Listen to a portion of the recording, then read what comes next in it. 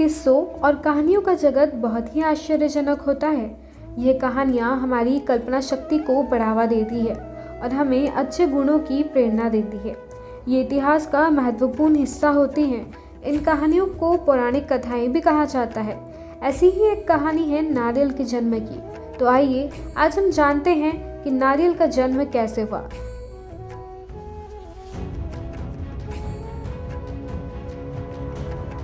नमस्कार, आपका स्वागत है हमारे चैनल स्टोरीज ऑफ भारत में। प्राचीन काल में सत्यव्रत नाम के एक राजा राज करते थे।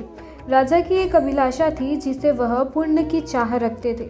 दरअसल राजा सत्यव्रत को किसी प्रकार से स्वर्गलोक जाने की इच्छा थी।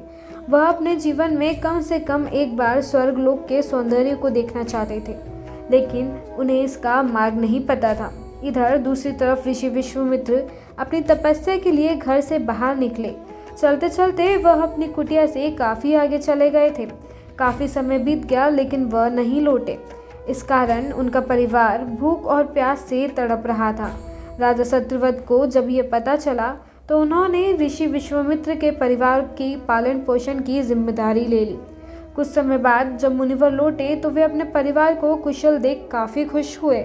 उन्होंने पूछा कि उनकी अनुपस्थिति में किसने उनके परिवार की देखभाल की। इस पर ऋषि के परिवार वालों ने बताया कि राजा ने उनके पालन पोषण की जिम्मेदारी उठाई थी। यह सुनकर ऋषि विश्वामित्र तुरंत राजमहल पहुंचे और राजा से मुलाकात की। वहां पहुंचकर उन्होंने सबसे पहले महाराज को धन्यवाद कहा। इस पर राजा ने ऋषि से अपनी इच्छा पूर्ण होने का आशीर्वाद मांगा। राजा की बात सुनकर ऋषि विश्वामित्र ने कहा, बोलिए महाराज, आपकी क्या इच्छा है। तब महाराज ने कहा, हे मुनि, मुझे एक बार स्वर्गलोक के दर्शन करने हैं।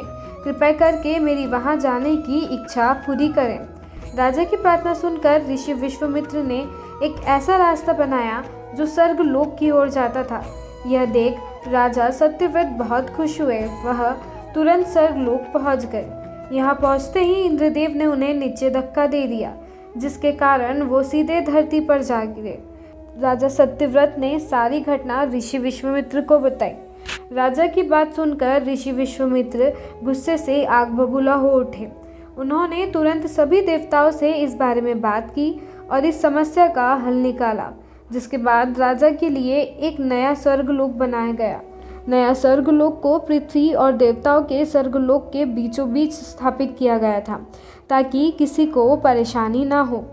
नए स्वर्गलोक से राजा सत्यव्रत तो बहुत खुश हुए, लेकिन विश्वामित्र को एक चिंता सताने लगी। उन्हें डर था कि नया स्वर्गलोक कहीं जोरदार हवा के कारण गिर ना पड़े। अगर ऐसा होगा तो राजा सत्यव्रत दोबारा से धरती पर आ गिरेंगे। काफ़ी सोच विचार के बाद ऋषि विश्वामित्र को एक उपाय सूझा और उन्होंने नए स्वर्गलोक के नीचे एक बहुत लंबा खंभा लगा दिया, ताकि उसे सहारा मिल सके। ऐसी मान्यता है कि नए स्वर्गलोक के नीचे लगाया गया खंभा एक विशाल पेड़ के तने के रूप में बदल गया। यही नहीं, कुछ समय पश्चात जब राजा सत्यव्रत की मृत्यु हुई तो उनका सिर एक फल में तब्दील हो गया।